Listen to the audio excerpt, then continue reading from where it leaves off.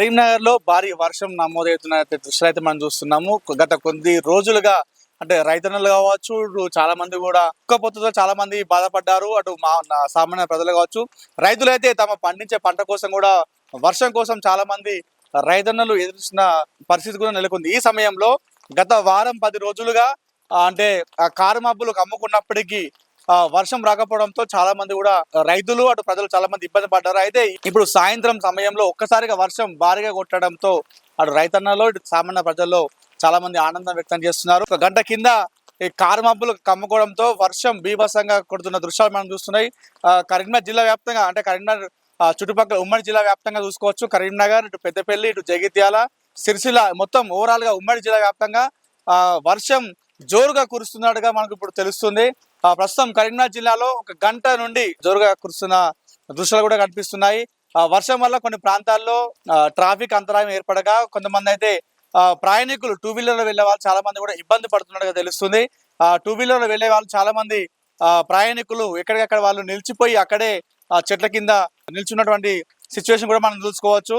అయితే వాతావరణ అధికారులు కావచ్చు, కొంతమంది నాయకులు కావచ్చు, ప్రభుత్వం వర్షాలు కొడుతున్నప్పుడుగా వాళ్ళు చెప్తుంది ఒకటే, వాళ్ళ అధికారులు వర్షాలు కొడుతున్నప్పుడు చెట్ల కింద అలాంటి ప్లేసెస్ లో ఉండకుండా ఎక్కడైతే వరకు సేఫ్టీ ఉంటుందో అలాంటి ప్రాంతాల్లో వెళ్ళినట్టుగా ఇప్పటికే చాలా మంది కూడా అధికారులు మనకు సూచనలు చేసినటువంటి సిచ్యువేషన్ కూడా నెలకొంది. మొత్తానికైతే కరీంనగర్ ఉమ్మడి జిల్లా వ్యాప్తంగా వర్షం అయితే జోరుగా కొట్టడంతో అటు సామాన్య ప్రజల్లోనూ ఇటు రైతాంగంలోనూ చాలా మందిగా ఉత్సాహం అయితే ఉన్నట్టుగా తెలుస్తుంది. అయితే మొదటి నుండి కూడా అంటే జూన్ నెల ఎప్పుడైనా కూడా రావడంతోనే వర్షం అనేది కురుస్తుంది, వర్షాకాలం మొదలవుతుందని చెప్తుంటారు. అయితే ఈసారి ఎండ ఎక్కువ ఉండడంతో ఆ ఎండ వేడిమి ఇప్పుడు కూడా తగ్గట్లేదు. జూన్ జూలై వచ్చినప్పుడు కూడా ఉక్కపోతతో చాలా మంది ఇబ్బంది పడుతున్నటువంటి సిచ్యువేషన్ కూడా మనం చూసాం. అయితే ముఖ్యంగా రైతులు అయితే వాళ్ళు వేసినటువంటి తమ పంటల కోసం ఇప్పటికీ విత్తనాలు వేసిన రైతులు రోహిణి కార్తీ వచ్చినప్పటికీ వర్షాలు కొట్టకపోవడంతో చాలా మంది రైతుల్లోనూ ఆవేదన వ్యక్తం చేసి సిచ్యువేషన్ మనం చూసాము.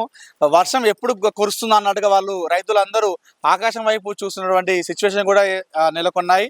తెలంగాణ వ్యాప్తంగా చూసుకుంటే అన్ని ఏరియాలలో అంటే మామూలుగా మనకు కొన్ని ఏరియాలో ఎలా ఉంటుందంటే ఆచారం ప్రకారం కప్పతల్లి ఆటలు ఆడిపించినప్పటికీ కూడాను ఈ వర్షాలు రాకపోవడంతో చాలా మంది ఇబ్బంది పడినటువంటి దృశ్యాలు కూడా మనం చూసాము. అయితే మొత్తానికి జూలై మొదటి వారంలోనే వర్షాలు ఇప్పుడు మొదలు కావడంతో రైతాంగంలో చాలా సంతోషకరమైన వాతావరణం కల్పిస్తుంది. ఈ వర్షాలు ఇలానే కంటిన్యూ కావాలి, వాళ్ళు వేసిన విత్తనాలు పంటలు అనేది లాభం చేకూర్చేలా ఉండేలాంటిగా రైతులైతే ఆనందం వ్యక్తం చేస్తున్నటువంటి పరిస్థితి కూడా మనకు కనిపిస్తుంది.